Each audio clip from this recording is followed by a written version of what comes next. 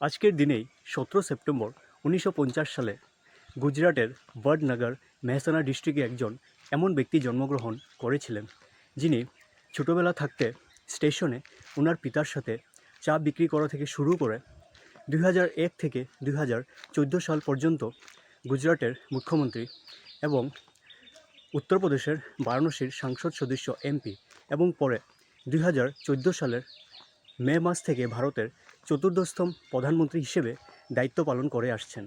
তিনি হলেন আমাদের সবার প্রিয় শ্রী নরেন্দ্র দামোদর দাস মোদি।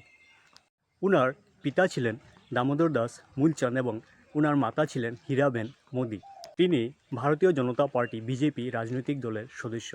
2014 সালের ভারতীয় সাধারণ নির্বাচনে মোদি বিজেপির নেতৃত্ব দেন, যেখানে 1984 সালের পর এটি প্রথমবারের মতো কোনো একক দলের জন্য দলটি ভারতীয় সংসদের নিম্নকক্ষ লোকসভায় সংখ্যাগরিষ্ঠতা অর্জন করে। তার প্রশাসন ভারতীয় অর্থনীতিতে সরাসরি বিদেশি বিনিয়োগ বাড়াতে এবং স্বাস্থ্যসেবা, শিক্ষা ও সমাজ কল্যাণমূলক কর্মসূচিতে ব্যয় কমানোর চেষ্টা করেছে। 2002 সালের গুজরাট দাঙ্গার ঘটনায় তার প্রশাসন সমালোচিত হওয়ায় ভারত ও বিদেশে তার সমালোচনা হয়, কিন্তু গুজরাটের অর্থনৈতিক উন্নতির বৃদ্ধিতে সহায়ক পরিবেশ গঠনের জন্য তিনি তার আর্থিক নীতির জন্য প্রশংসিত হয়েছিলেন।